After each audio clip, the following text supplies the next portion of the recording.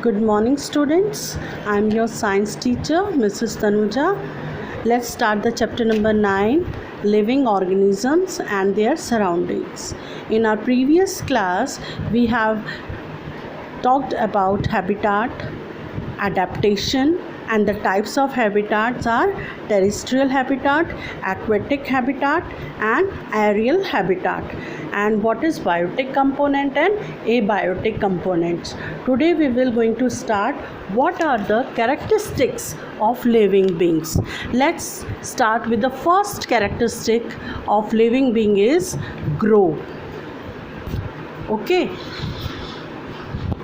Growth is a characteristics of differentiating the living from non-living beings. See this picture. This picture shows that the growth of a body.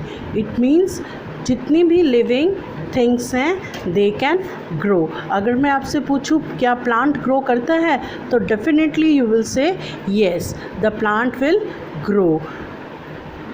Animals can grow? Yes, the animals can also grow. क्या अगर मैं आपसे पूछूं table या chair या any non living things can grow तो you will say no ma'am, non living things can not grow.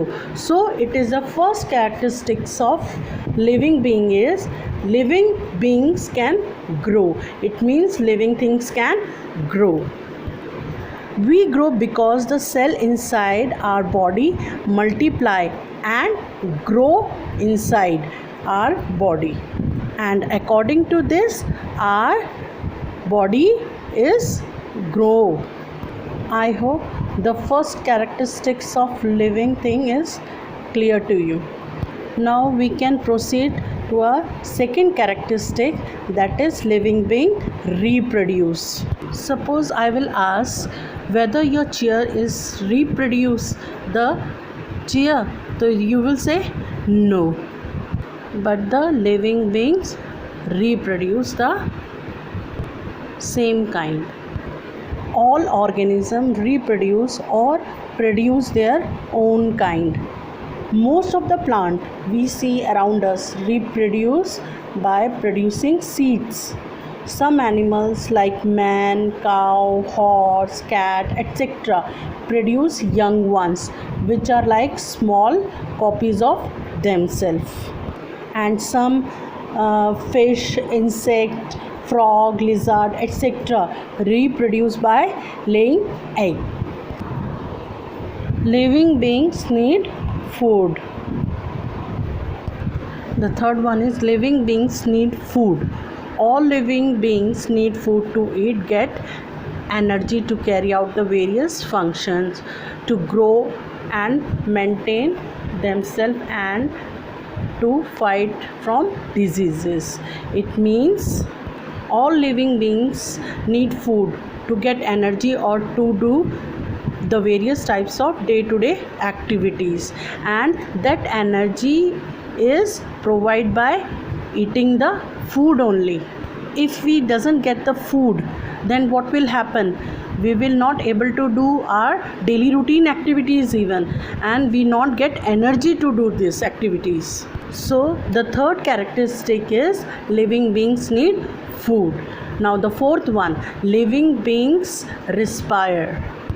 Oxygen combines food within their body to release energy.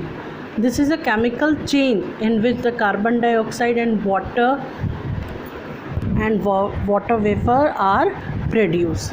The process of taking in air or water, letting oxygen combine with the food and throwing out carbon dioxide and water vapor called respiration.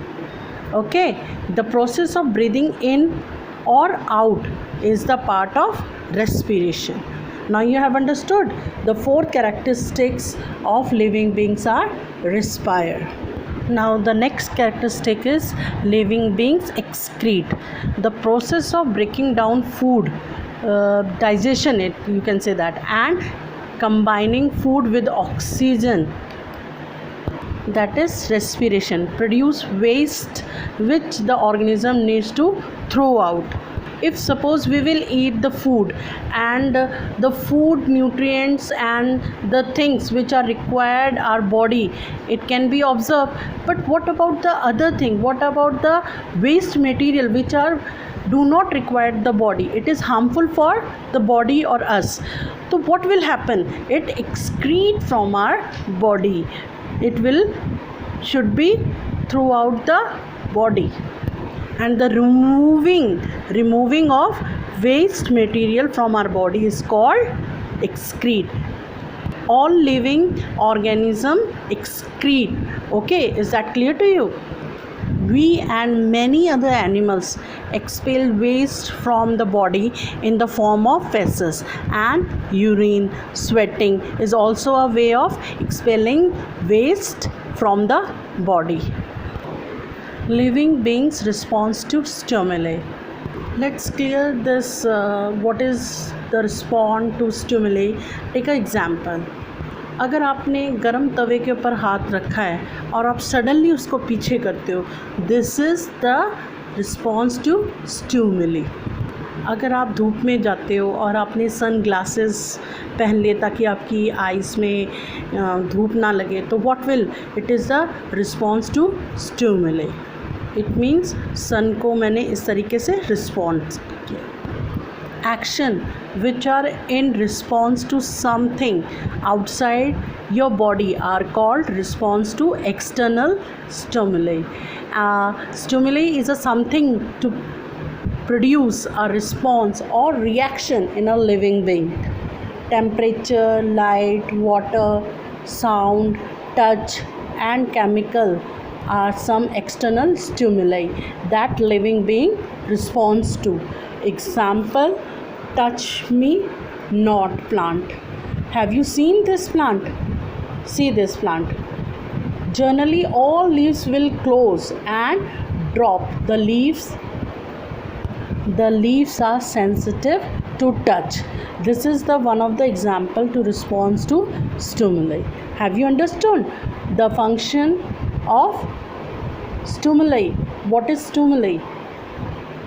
Move to the next characteristic, that is living organisms show movement. Have you known this? I think so. Dogs, cat, horses walk and run.